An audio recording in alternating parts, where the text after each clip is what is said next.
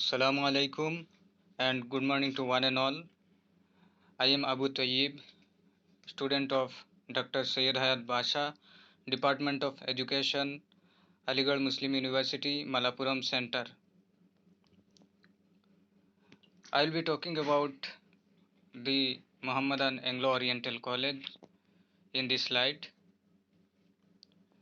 Starting with a quotation of Sir Syed Ahmed Khan, "From the seed we sow today there may spring a mighty tree, whose branches like those of banyan of the soil shall in turn strike firm roots into the earth, and themselves send forth a new vigorous sapling, that this college may expand in a university whose sons shall go forth and throughout the length and breadth of the land, and to preach the gospel of free enquiry, of large-hearted toleration, and of pure morality."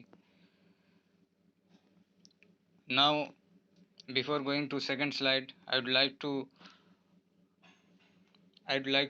read some couplets in respect of Sir Syed Ahmed Khan कि मिटा दे अपने हस्ती को अगर कुछ मर्तबा चाहे कि दाना खाक में मिलकर गुले गुलजार बन जाता है. Now I am translating. Erase your personality if it is required, that the grain blossoms after mixing in the dust. Moving to next slide. What Gandhi told about Sir Syed Ahmed Khan, that Sir Syed Ahmed was the champion of education. You can see Mahatma Gandhi. Now I am reading next slide.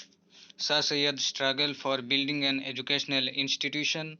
Sir Syed Ahmed went to England in 1869 and visited Oxford and Cambridge University, and after his returning from England in 1870, he had been canvassing all parts of the country for funds of the establishment of educational institution on that line, which was to be independent of government and which should provide religious instruction for scholars, not only Mohammedans but of all denominations.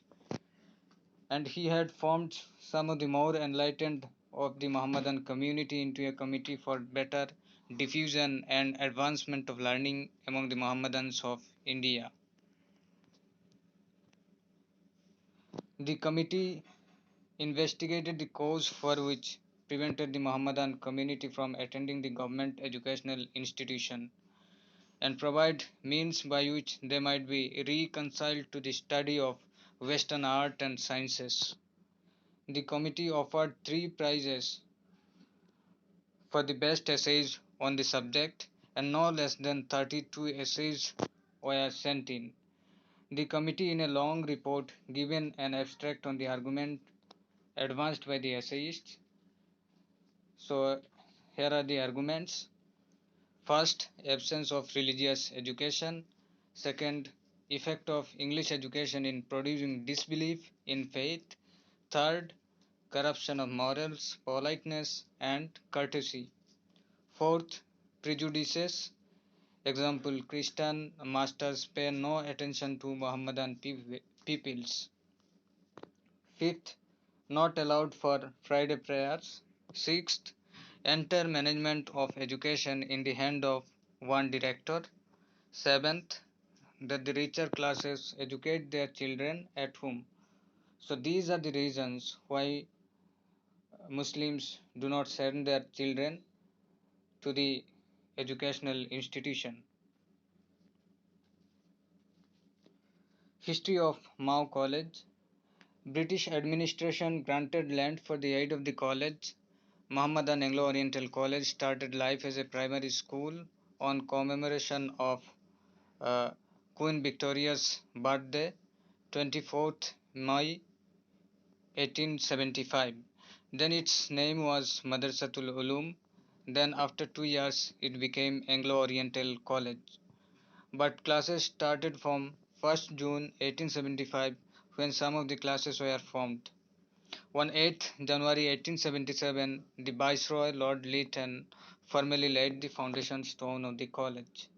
In 1878, intermediate, and in 1881, BA classes were started.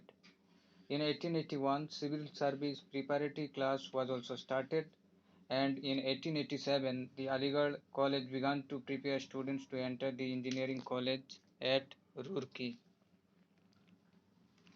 Between 1882 and 1892, Aligarh produced only 220 graduates compared with 410 from University of Allahabad.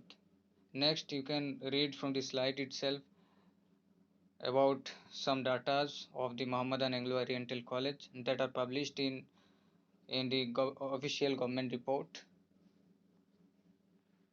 So moving to the next slide, here you can see the subject which are taught in the Mohammedan Anglo-Oriental College.